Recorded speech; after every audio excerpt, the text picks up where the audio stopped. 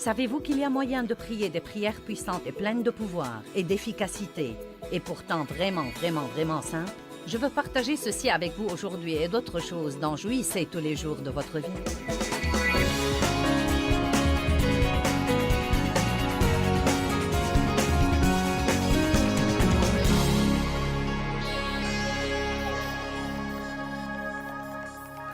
Père, nous te rendons grâce comme nous commençons cette réunion de ce que tu vas nous aider. Je ne sais combien de messages les gens ont déjà écoutés sur la bouche et ils ne les ont pas touchés, mais je te prie de leur donner ce soir quelque chose de beaucoup plus profond que ce qu'ils n'ont jamais eu auparavant. Je le demande au nom de Jésus. Amen. Maintenant, en réalité, quand mon voyage avec le Seigneur a commencé, j'ai lu 3 livres sur la prière. Une des raisons pour lesquelles j'étudie la prière est que quand je prie, je veux vraiment que mes prières soient exaucées. Et je sais qu'il y a la foi et la patience, et qu'il y a l'attente, et qu'il y a le timing et tout ça, mais tôt ou tard, il doit y avoir la réponse, n'est-ce pas? Et il y a, en réalité, des promesses très radicales dans la parole de Dieu sur ce que Dieu fera pour nous quand nous prions. Et donc, j'aime regarder ces promesses, et comme je les regardais, j'ai décidé d'être vraiment franche avec moi-même et de dire, « Eh bien, Dieu, je vois ce que cela dit. Ceci m'est arrivé en partie, mais il y a des domaines où je ne sens pas que j'ai cet exaucement. Qu'est-ce qui ne va pas? » Donc, commençons d'abord par regarder certaines de ces promesses radicales. Jean chapitre 15, verset 7 sera le premier verset que nous mettrons sur l'écran. Jean 15, 7. Si vous vivez en moi, si vous demeurez absolument unis à moi, et que mes paroles demeurent en vous et continuent à vivre dans votre cœur, demandez tout ce que vous voudrez, et cela vous sera accordé. Ça alors, que tout le monde dise tout. Maintenant, j'ai lu ce verset je ne sais combien de fois dans ma vie chrétienne, car ça me stupéfie toujours que Dieu dise « Hey, si vous demeurez en moi et que ma parole demeure en vous, vous pouvez me demander tout ce que vous voudrez, et je le ferai. » J'étais sauvée depuis des années avant de comprendre qu'il y avait là un petit truc que le Seigneur n'avait pas vraiment clarifié. Et c'est le truc de demeurer, car demeurer veut dire vivre dans, habiter dans, rester dans. Cela ne veut pas dire aller à l'église le dimanche, cela veut dire qu'il est votre vie. Donc, quand vous avez ce genre de relation intime, vous êtes censé connaître le cœur de Dieu et ce qu'il aimerait que vous fassiez et être assez proche de lui pour savoir ce que vous devez demander ou ne pas demander. Donc, en supposant que nous prions dans la volonté de Dieu, qui est le point essentiel de ce verset, il dit « Tout ce que vous demanderez, et il doit être selon la volonté de Dieu, je vous le donnerai. » Regardons le verset 16.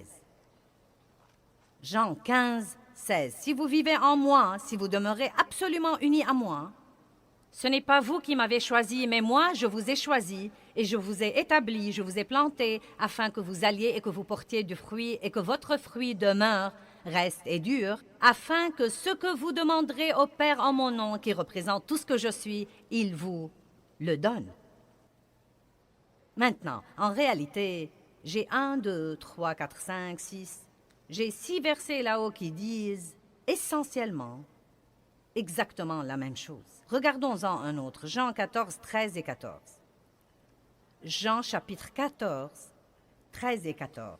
Et je ferai, j'accorderai moi-même tout ce que vous demanderez en mon nom, qui représente tout ce que je suis. Cela veut dire que quand vous demandez au nom de Jésus, vous ne représentez pas ce que vous êtes, vous représentez ce qu'est Jésus. Heureusement que je ne prie pas au nom de Joyce. Sinon, je n'irai pas très loin. Donc, je prie au nom de Jésus. Et si nous avons la relation qu'il faut avec lui, cela change beaucoup de choses. Mettons-le sur l'écran de nouveau, s'il vous plaît. Et je ferai, j'accorderai moi-même tout ce que vous demanderez en mon nom, qui représente tout ce que je suis, afin que le Père soit glorifié et loué dans le Fils et par lui. Vous voyez, si nous vivons nos vies d'une telle façon que Dieu, par le Christ, peut faire pour nous ce qu'il veut vraiment faire pour nous, et si nous pouvons être ses représentants sur terre, et si nous vivons précisément le genre de vie qu'il veut que nous vivions, quel témoignage cela rend de la bonté de Dieu.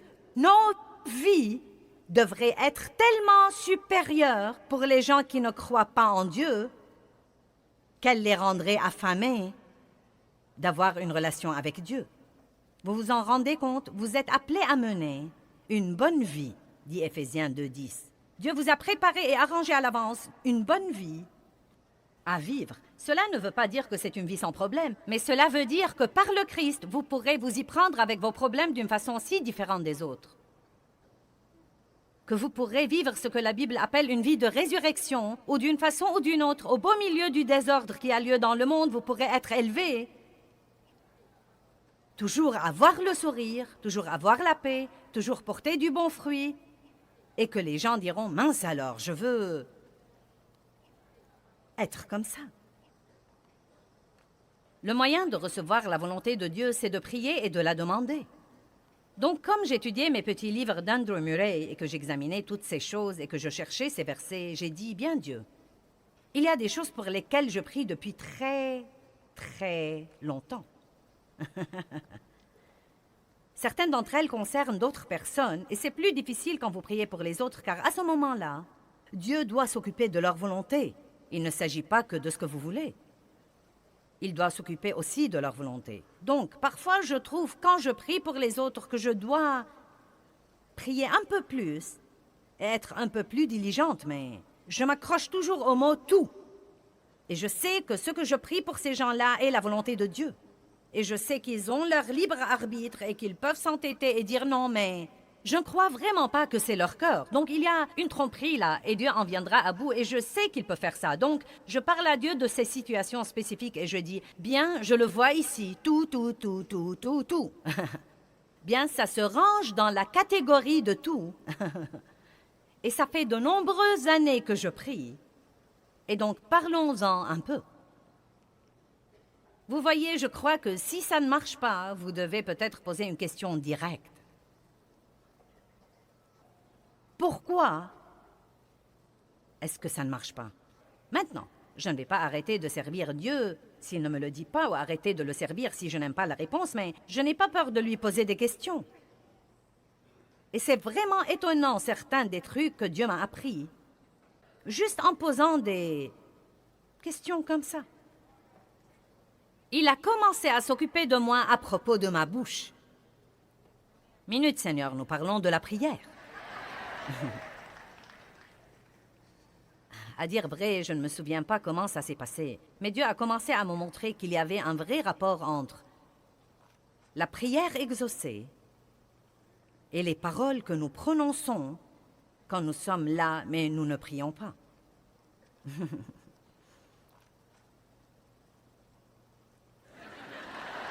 Je vais vous laisser y penser un petit peu.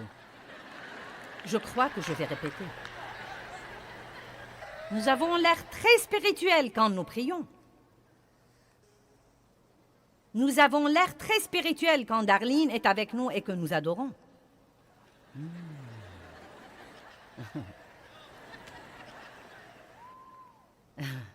Mais écoutez-moi, et je ne veux pas être indélicate. Je me fiche pas mal de ce que vous faites ici. Et Dieu non plus, si vous voulez la vérité. L'important pour lui est ce que vous faites quand vous partez.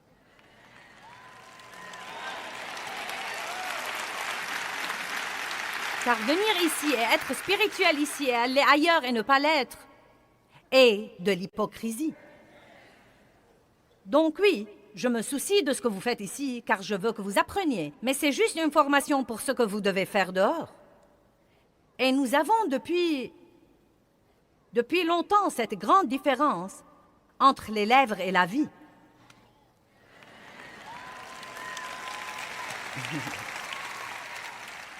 Dieu ne veut pas que nous l'honorions des lèvres quand nous nous sentons spirituels et que nous chantons comme notre Dieu est grand.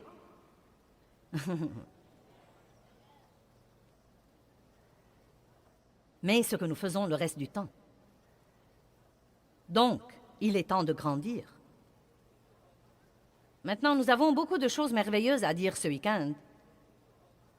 Mais je vais commencer par Ésaïe 58, 9, car c'est l'un des premiers versets qui me sont venus à l'esprit où la Bible parle de la prière exaucée et des paroles de la bouche. Et je dois vous montrer le rapport.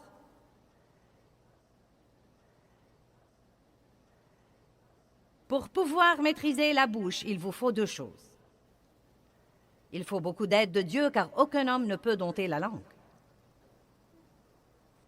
La Bible dit qu'elle est un mal qu'on ne peut réprimer, pleine de venin, comme une bête sauvage.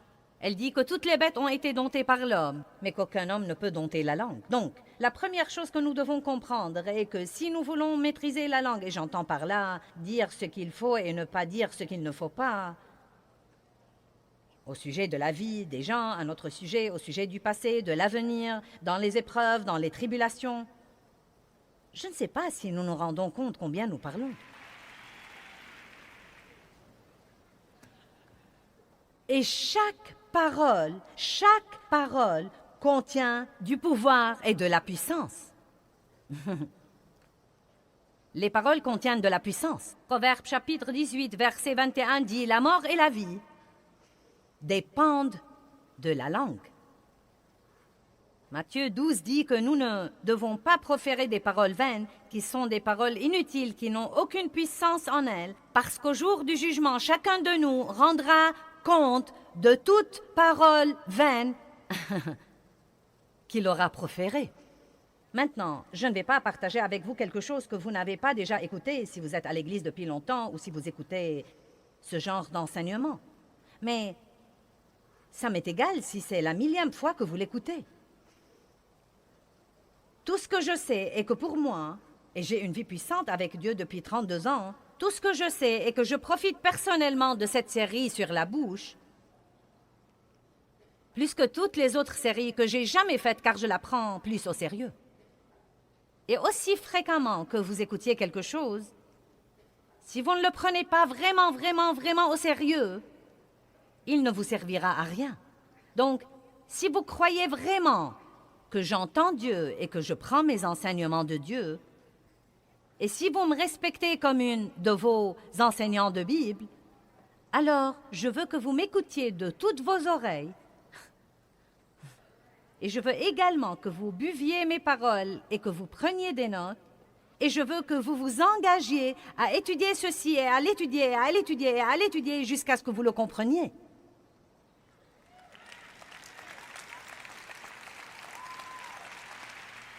Amen. Maintenant, Ésaïe chapitre 58 parle d'une vie de jeûne. Il y a donc des choses dont nous pourrions nous abstenir en jeûnant auxquelles nous ne pensons jamais. La plupart du temps, quand on parle du jeûne, les gens ne pensent qu'à se priver de nourriture pour quelque temps, et c'est certainement en grande partie ce dont parle la Bible quand elle parle du jeûne. Mais il s'adressait en réalité dans ce chapitre-là à un groupe de gens qui s'abstenaient de manger, mais qui étaient toujours très charnels et non pas spirituels. Vous pouvez donc ne pas manger pour un mois et être toujours aussi charnel que jamais. Donc ce n'est pas parce que vous jeûnez pour longtemps, ou que vous jeûnez tous les lundis, ou vous savez, je ne sais pas ce que vous faites ou ne faites pas, ce n'est vraiment pas signe que vous êtes spirituel. Surtout si vous en parlez. Mais je vais laisser ça à ceux d'entre vous qui savent de quoi je parle. Mais il parle ici de... Il dit, n'est-ce pas, verset 6, Ésaïe 58, 6, « N'est-ce pas plutôt le jeûne que j'ai choisi ?»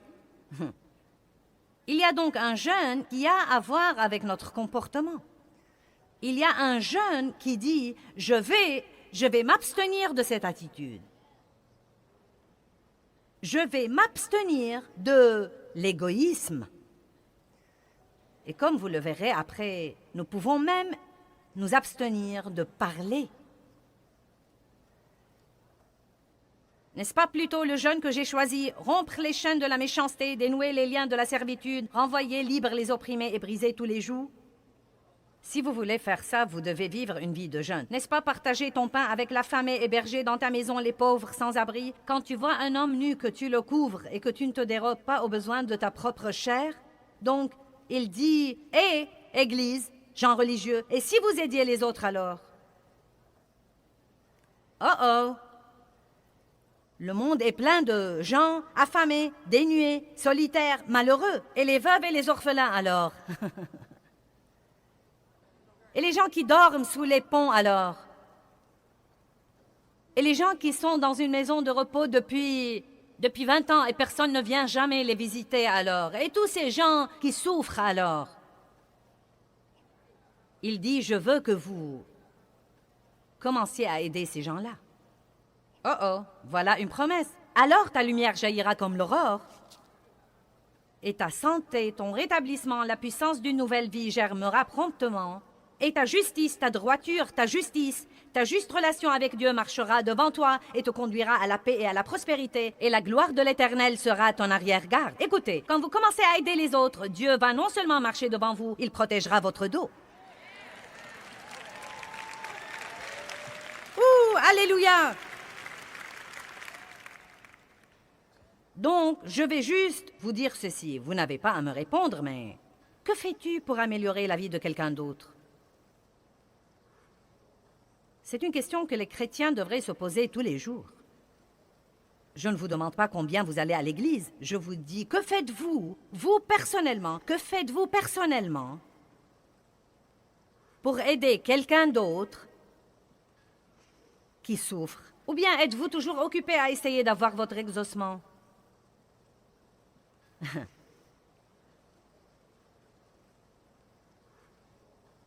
Mettez une pancarte dans votre maison. Qu'ai-je fait aujourd'hui pour aider quelqu'un d'autre? Cela devient intéressant.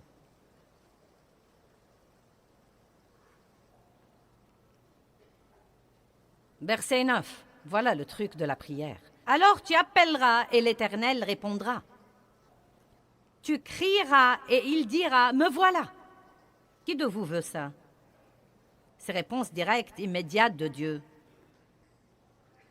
Si tu ôtes, si, que tout le monde dit si tu ôtes du milieu de toi les jougs d'oppression partout où tu les trouves, si tu cesses de montrer du doigt avec mépris, c'est juger, critiquer, parler dans le dos.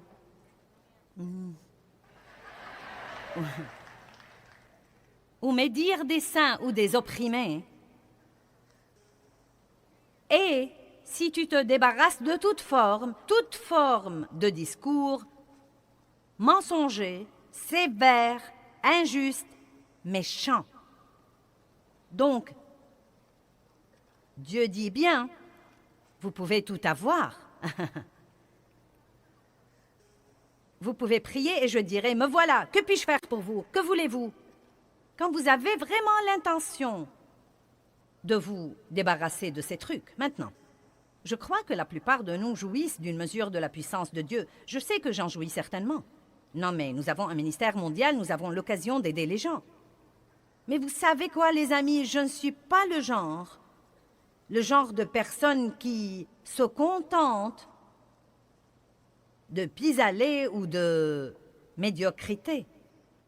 Tout ce que Dieu dit que nous pouvons avoir, je crois de tout mon cœur que nous devons le vouloir en totalité.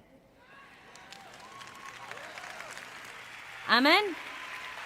Et donc, je ne dis pas que vos paroles sont complètement incontrôlables ou que ma bouche est complètement incontrôlable. Elle ne l'est pas, sinon je n'aurais pas pu faire ça. Mais je suis aussi convaincue que ça laisse à désirer et j'espère que vous serez vous aussi convaincus que ça laisse vraiment à désirer. Y a-t-il quelqu'un qui dit en ce moment, oui, je peux m'améliorer sur ce plan? C'est un problème dans ma vie et je veux voir le changement. Matthieu 12 dit, c'est du cœur, de ce qui déborde du cœur, que la bouche parle. Nous en reparlerons plus en détail plus tard, mais... Voilà le problème. Combien de fois avons-nous lu ce verset-là? Croyez-vous que nous croyons ça? Est-ce que nous croyons pour un instant, quand nous nous écoutons dire des bêtises, que ça sort vraiment de nos cœurs? Non, nous disons, oh, je l'ai dit sans penser à mal. Si vous avez pensé, vous n'aviez pas l'intention de le dire. Vous ne vouliez que personne sache que c'était là-dedans, mais c'était là-dedans, sinon il n'aurait pas pu sortir, n'est-ce pas?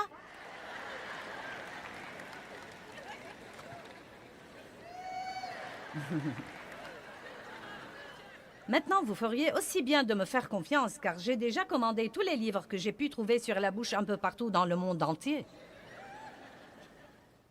Et je m'en saisis avidement. Et je ne vais pas arrêter. Vous savez pourquoi? Parce que j'ai enseigné sur l'amour pour très, très, très longtemps. Et c'est toujours la chose principale dont je veux parler, mais je crois que notre bouche est une partie majeure de la vie dans l'amour. Je ne crois même pas que nous comprenons comment elles sont liées, à quel point nous pouvons aider les gens et nous pouvons les édifier, et pourtant à quel point nous pouvons les démolir. C'est un tel manque d'amour que d'être critique ou de s'ériger en juge, ou d'avoir des opinions très arrêtées sur ce que font les gens. J'ai déjà assez lu pour savoir que chaque fois que j'ouvre la bouche, les paroles que je prononce commencent à défiler dans ma pensée. Et vous savez quoi? Je ne crois pas que nous serons un jour responsables de nos paroles avant de croire vraiment qu'ils sont un étalage de nos cœurs. Et c'est très difficile à faire, car nous voulons tous croire que nous sommes vraiment de petits anges. Oups, je n'ai pas... Oh, je plaisantais. Même la Bible dit que quand vous dites quelque chose de stupide...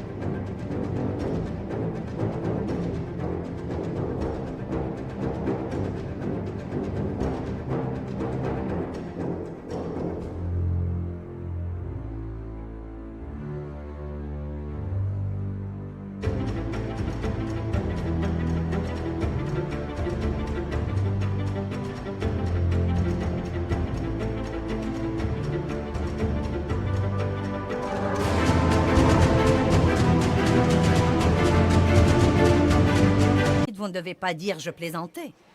Le saviez-vous? Vous savez pourquoi Dieu veut que nous disions dans nos cœurs « Tu sais quoi, Seigneur? C'était en moi, sinon je ne l'aurais pas dit. J'en prends la responsabilité. Je te demande de me changer sur ce plan. » Il y a 3 jours, je me suis entendu dire quelque chose sur quelqu'un. J'ignorais que c'était là-dedans. C'est ce qui est précieux au sujet de vous entendre parler et de croire ce que dit la Bible, car le cœur est trompeur par-dessus tout. Nous voulons désespérément croire que nous avons bon cœur. Vous savez, j'ai bon cœur. Je potine du lever du jour jusqu'au soir, mais j'ai bon cœur. Je ne donne jamais rien à personne, mais j'ai bon cœur. Dieu connaît mon cœur.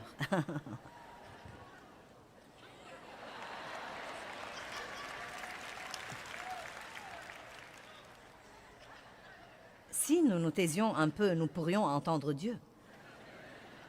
De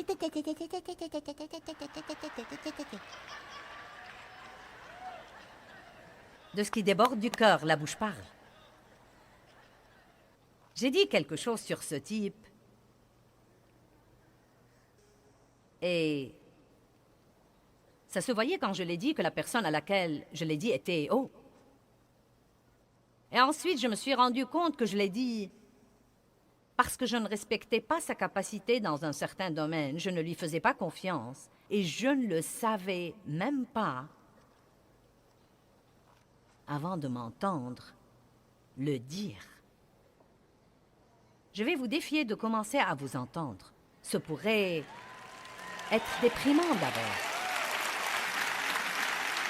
Mais Dieu va vous élever. Je vais prier pour vous.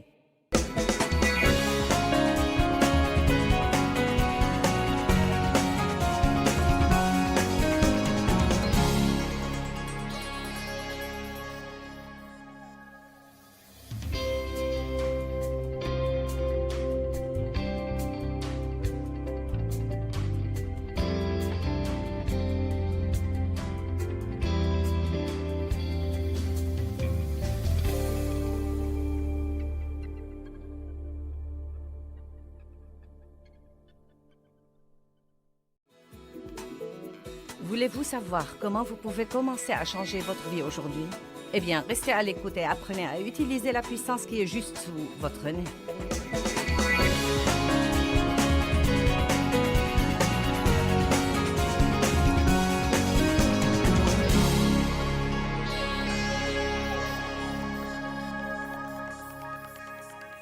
Bien, Jacques 1.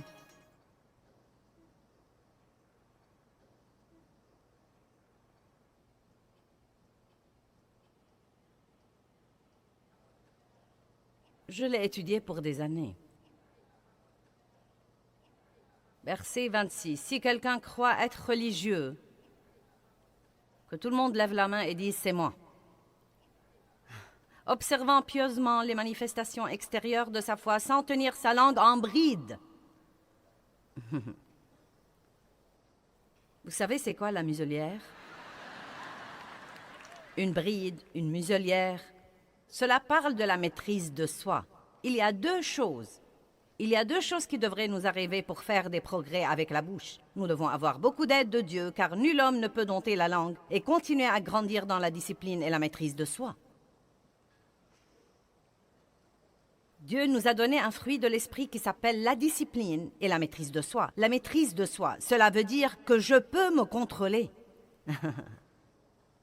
Que vous pouvez vous contrôler. Cela veut dire que nous faisons ce que nous voulons faire, que nous mangeons ce que nous voulons manger. Je vous promets que c'est la seule chose que je vais dire sur ce qui entre dans la bouche. Le reste sera sur ce qui en sort. Combien d'entre vous reconnaissent que, vous voyez, tant que vous ne serez pas au point où vous dites « Vous savez quoi, l'essentiel est que je peux faire ce que je veux faire », il n'y aura aucun changement. Si vous voulez vraiment faire de l'exercice, vous pourrez le faire. Si vous voulez vraiment que votre maison soit propre, vous pourrez la nettoyer. Si vous voulez vraiment vous acquitter de vos dettes, vous ferez ce que vous devez faire pour vous en acquitter.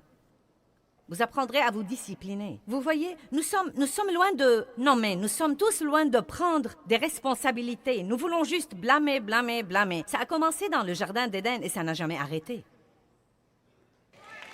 Ce n'est pas ma faute. Ne me dites pas que c'est ma faute. Vous ne comprenez vraiment pas. Je n'y peux rien. Vous voyez, j'essaye de prêcher ce genre de vérité directe, la pureté vérité, car j'ai tourné autour de la montagne assez longtemps et j'ai essayé tout ça et les 2/3 de ma vie sont terminés. Je suis assez vieille maintenant pour dire ce que je veux dire. Amen. Il est temps que les gens qui se font appeler chrétiens prennent maintenant la responsabilité de leurs paroles.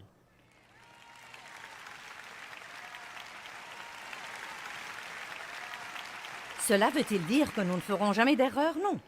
Je suis sûre que nous ferons des erreurs tant que nous serons dans un corps humain. Et ce qui m'intéresse, c'est les progrès et non pas la perfection. Croyez-moi, je n'ai pas le souci de la perfection. Je dois juste faire des progrès. Je ne supporte pas de rester là où je suis. Je suis axée sur les buts. Et si Dieu dit qu'il y a une meilleure façon de faire quelque chose, je veux m'appliquer, m'appliquer, m'appliquer et la faire de la meilleure façon qui soit. Amen. Ne vous contentez jamais de la médiocrité et ne dites jamais « je ne suis pas trop mauvais » ou « je ne suis pas pire qu'une autre personne ». Nul n'est votre exemple dans la vie à part Jésus. Nul n'est votre modèle dans la vie à part Jésus. Nous voulons lui ressembler. Donc, je sais que ce que dit la Bible est vrai. Elle dit, si vous croyez que vous êtes religieux, mais que vous ne tenez pas votre langue en bride, vous vous trompez. Point final. Ensuite, Jacques 1, 27 dit la même chose que dit Ésaïe 58. L'adoration religieuse extérieure qui est pure et sans tache devant Dieu, notre Père, consiste à visiter les orphelins et les veuves et à s'occuper d'eux dans leurs afflictions et à se préserver des souillures du monde. Donc, nous voyons ici la même chose que nous voyons dans Ésaïe 58. Et c'est le genre de vie que je veux que vous viviez. Je veux que vous soyez altruiste. Et le moyen de prouver que vous n'êtes pas égoïste est de prendre beaucoup de ce que vous avez, votre temps, votre énergie, votre argent, et de l'utiliser pour aider les autres qui n'ont pas ce que vous avez. C'est la preuve d'une vie désintéressée. Il ne s'agit pas d'en parler ou d'écouter un sermon là-dessus, ou de souligner des versets là-dessus dans votre Bible.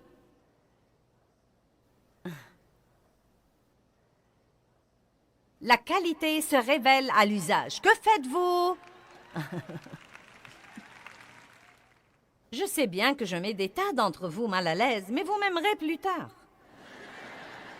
Vous vous réveillez et aucun diable en enfer ne peut vous rendre malheureux.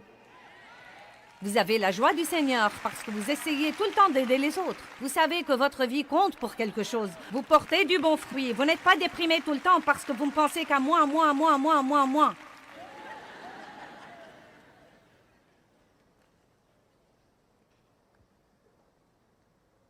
Vous ne pouvez pas imaginer ce qu'endurent les gens.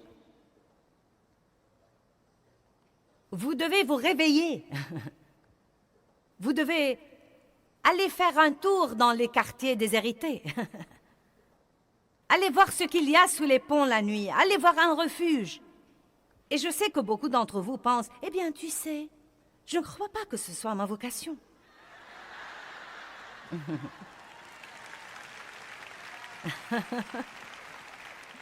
J'attends que Dieu lui-même m'indique mon ministère. Non, est-ce que vous savez ce que beaucoup de gens attendent aujourd'hui? Ils attendent que Dieu leur montre leur estrade. Vous n'avez pas compris. Si vous voulez un ministère, vous n'avez qu'à regarder les gens d'à côté ou dans la rue, ou sur votre ordinateur. Vous trouverez vite quelqu'un qui a besoin d'encouragement, qui a besoin de prière, qui a besoin de quelque chose, qui a besoin d'aide. Allez maintenant. Tous les versets de la Bible parlent de l'amour, l'amour, l'amour, l'amour. L'amour, l'amour, l'amour, l'amour. Votre foi opère par l'amour. Si vous n'avez pas l'amour, votre foi ne va pas opérer et nous pouvons laisser tomber. Jésus dit que c'est la chose la plus importante. Tu aimeras le Seigneur ton Dieu de tout ton cœur, âme, pensée et force. Tu aimeras ton prochain comme toi-même. Il s'agit d'aimer. Jésus dit, je vous donne un commandement nouveau. Aimez-vous les uns les autres comme je vous ai moi-même aimé. Et la preuve de l'amour est ce que vous faites pour les autres, la manière dont vous traitez les autres. La définition de l'amour, c'est la manière dont je traite les autres. Et maintenant, je trouve beaucoup de versets partout où que j'ouvre et qui parlent de la bouche. Allez savoir pourquoi. C'est décidément la bouche. Si vous êtes vraiment religieux, vous devez tenir votre langue en bride. Si vous voulez que vos prières soient exaucées, débarrassez-vous de toute communication méchante, de toute parole dure, sévère, injuste, malveillante. Wow!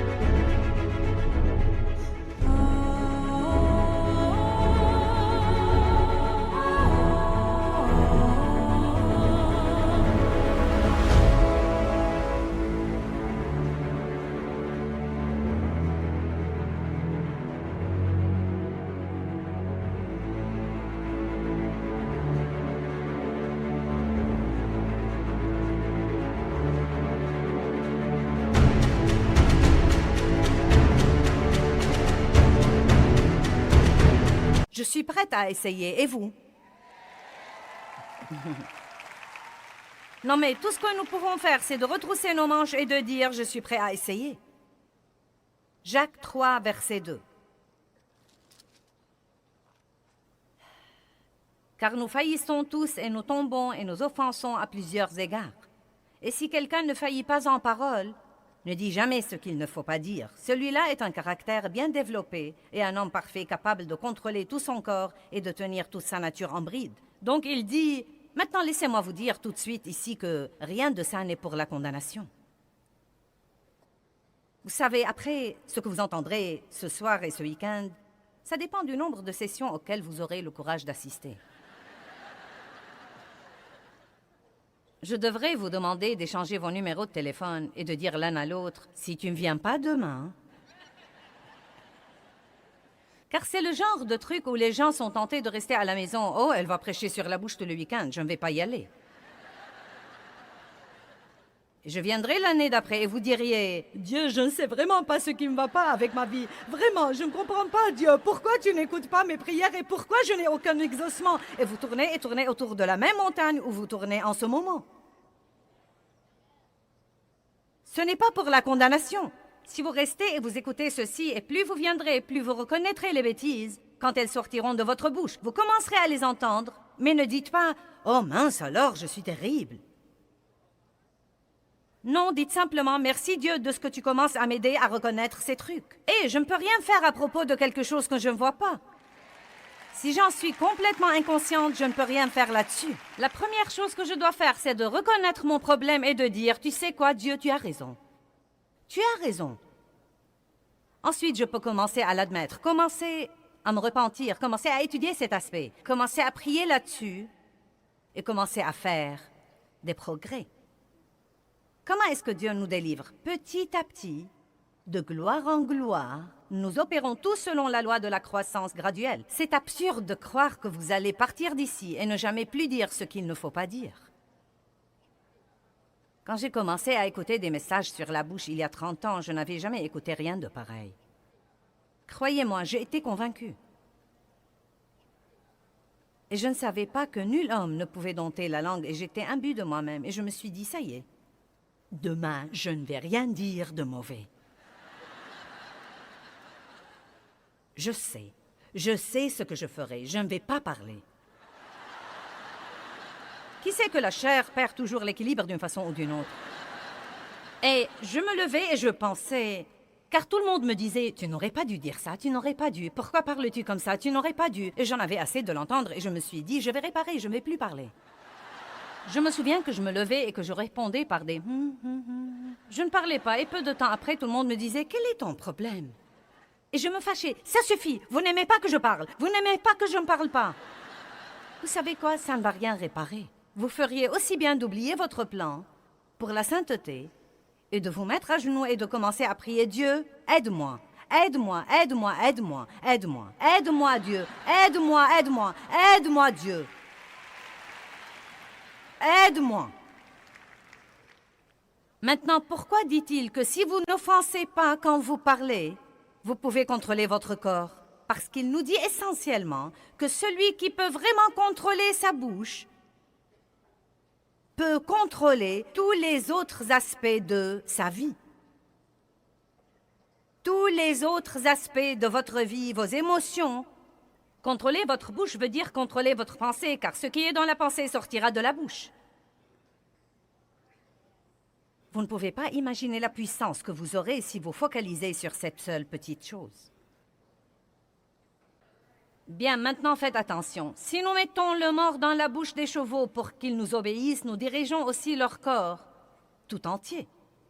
Maintenant, je ne m'y connais pas en chevaux, mais je comprends ça. Vous leur mettez ce petit truc à la bouche et il y a un métal là-dedans et quelle que soit la direction dans laquelle vous tirez, il ira dans cette direction. Voici les navires aussi qui sont si grands et qui sont poussés par des vents violents, sont dirigés ça et là par un très petit gouvernail, ou que ce soit que le veuille l'impulsion de celui qui les gouverne. Pensez un peu à un navire énorme qui est dirigé par une menue petite chose. Et il se prépare à dire que toute la direction de nos vies est dirigée par la langue. Incroyable. J'ai lu une histoire dans un de mes livres sur un médecin qui était dans une région où il y avait une très grave épidémie. Et le médecin, tous les matins, allait de lit en lit dans ces hôpitaux improvisés. Et la personne qui a écrit ce livre est Derek Prince, qui est maintenant avec le Seigneur. Il dit qu'il a eu une telle révélation en observant ce médecin parce qu'il allait de patient en patient et leur disait « Comment vas-tu aujourd'hui ?» Et ensuite, il leur disait « Montre-moi ta langue. » Êtes-vous jamais allé chez un médecin qui vous a dit « Ouvre ta bouche »?« Ah !» Dis « Ah !» Pourquoi veut-il voir votre langue? Parce que votre langue révèle tout concernant votre santé physique. La couleur de votre langue, si elle est striée ou pas, le genre de fente qu'elle a. Mais il y a un tel message là. Si nous voulons examiner la santé de notre vie, nous devrions dire aux chrétiens « À quel point es-tu spirituel? Montre-moi ta langue. » J'ai réussi un beaucoup, vous feriez mieux de l'aimer. À quel point êtes-vous mûr? Montrez-moi votre langue.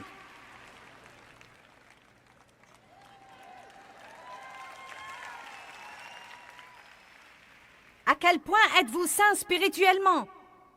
Montrez-moi votre langue. Verset 5. De même, la langue est un petit membre et elle se vante de grandes choses. Nous allons parler de la vantardise ce week-end. Voyez combien de bois ou quelle grande forêt un petit feu peut embraser. Et la langue est un feu. La langue est un feu. Je dois garder ça pour une autre leçon, mais je dois juste vous donner un indice. La langue provoque des incendies. Mais le jour de Pentecôte, quand Dieu a voulu apporter une nouvelle puissance, on a vu des langues de feu se poser sur chacun des apôtres et ils se mirent à parler en d'autres langues. Peut-être qu'il y a un message là. Avant d'avoir la puissance, nous devons avoir de nouvelles langues. Et je ne parle pas du don de parler en langue, j'essaye simplement de faire une remarque. Avant que la puissance ne fût répandue sur l'Église au jour de la Pentecôte, avant que le Saint-Esprit ne fût répandu, pourquoi fallait-il que parmi toutes les choses dont Dieu aurait pu s'occuper, la première chose dont il s'est occupé était la langue?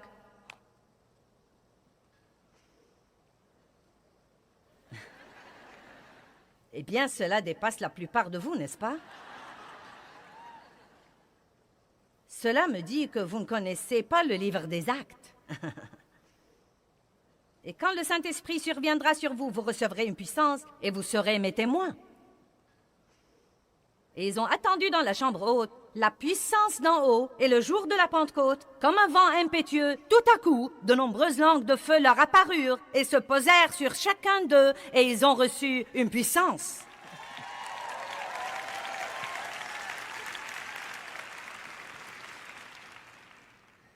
Ouh! Pouvez-vous répondre au moins à ça? Combien d'entre vous croient que si vous laissez Dieu faire quelque chose pour votre langue, vous aurez certainement beaucoup plus de puissance d'ici un an?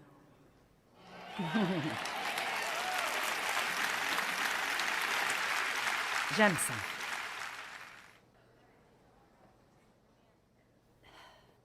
La langue est un feu, dit le verset 6. Le monde du mal placé parmi nos membres, c'est elle qui contamine et déprave tout le corps et enflamme le cours de la vie, le cycle de la nature de l'homme, étant elle-même enflammée par l'AGN. Toutes les espèces de bêtes et d'oiseaux, de reptiles et d'animaux marins sont domptées et ont été domptées par le génie humain. Mais la langue humaine, nul homme ne peut la dompter. C'est un mal sans frein, indiscipliné, irréconciliable, plein d'un poison mortel. Par elle, nous bénissons le Seigneur et Père, et par elle, nous maudissons les hommes. Maintenant, vous savez, c'est la partie que nous devons comprendre. C'est ce qui pue dans les narines de Dieu, de se réunir comme ça et de chanter ces cantiques d'adoration et de bénir Dieu. Nous chantons tous nos cantiques d'adoration et nous bénissons Dieu et nous t'aimons Seigneur et notre Dieu est grand.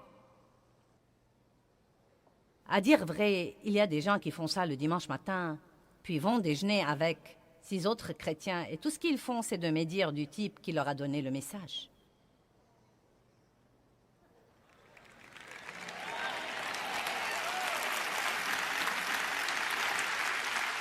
Il y a des gens qui rentrent chez eux de ces conférences où nous répandons nos cœurs devant vous tout le week-end. Et il n'y en a pas beaucoup, mais nous en avons plus que nous n'aimerions avoir. Et nous recevons des lettres. Je crois que tu as prêché trop...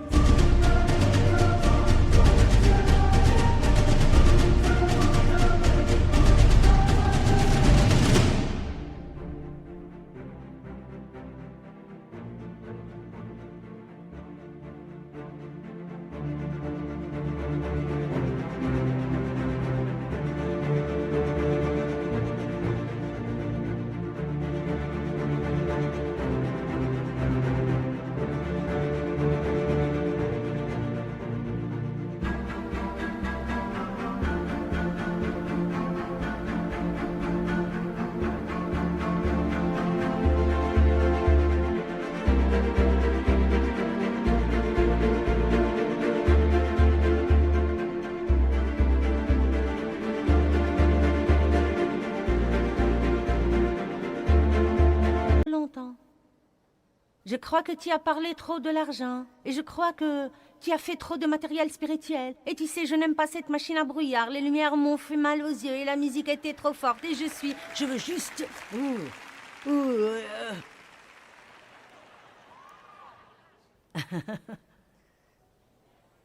Mais il chantait dans l'adoration. Nous devons en finir du mélange. Vous savez ce qui arrive quand vous avez un mélange? Vous finissez par tout diluer et vous n'avez plus de puissance. Nous devons nous débarrasser du mélange.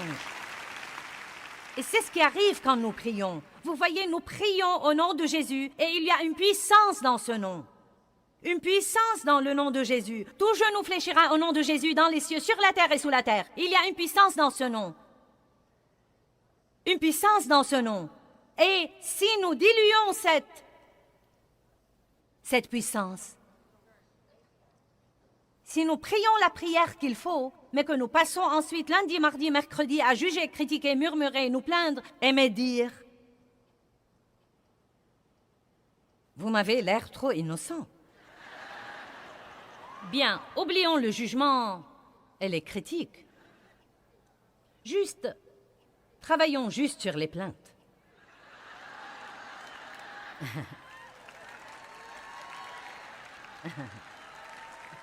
Nous ne parlerons même pas de... Nous allons... J'ai dû rire ce soir, croyez-moi. Vous ne savez pas ce que j'endure pour prêcher ces messages. Je suis dans un bel hôtel ici. Un hôtel vraiment beau. Et cet après-midi, je me préparais à prendre mon bain chaud. Parce que ça m'aide avant le travail.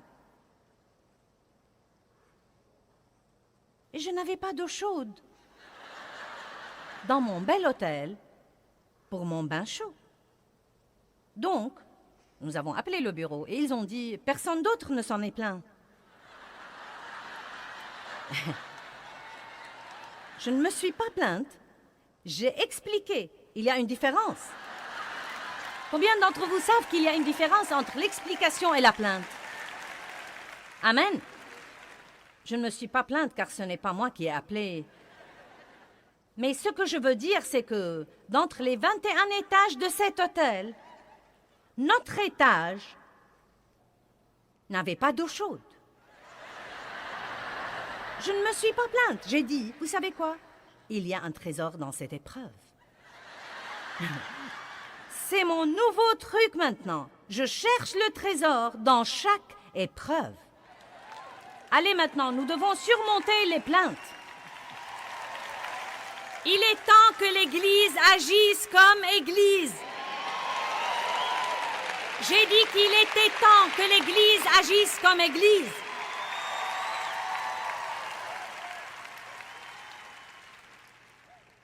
Levons-nous tous. Maintenant, vous savez quoi? Ésaïe est un prophète qui s'est tenu en présence de Dieu. Et la première chose dont il s'est rendu compte était que ses lèvres étaient impures. Mais Dieu a envoyé un ange avec un charbon ardent de dessus l'autel et il lui a purifié ses lèvres. Et je crois que Dieu peut donner à chacun de nous un nouveau départ ici ce week-end.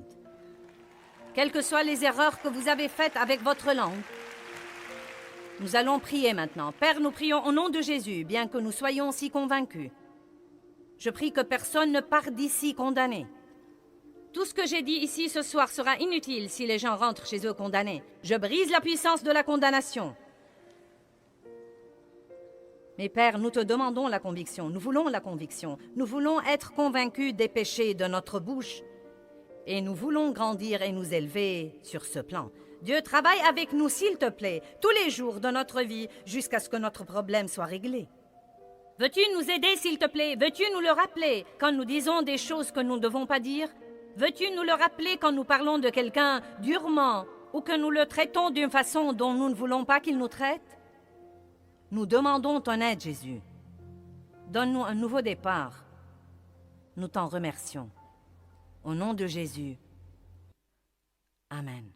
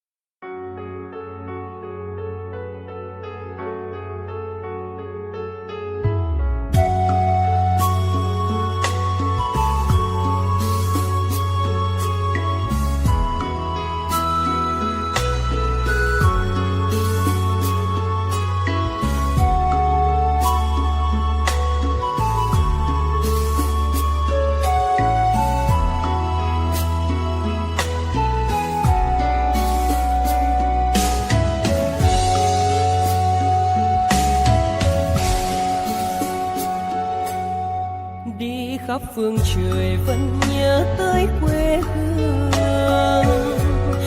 Người về đây thăm làng Trù quê mẹ và làng Sen quê cha, xúc động bồi hồi người rơi giọt lệ thương mái nhà tranh.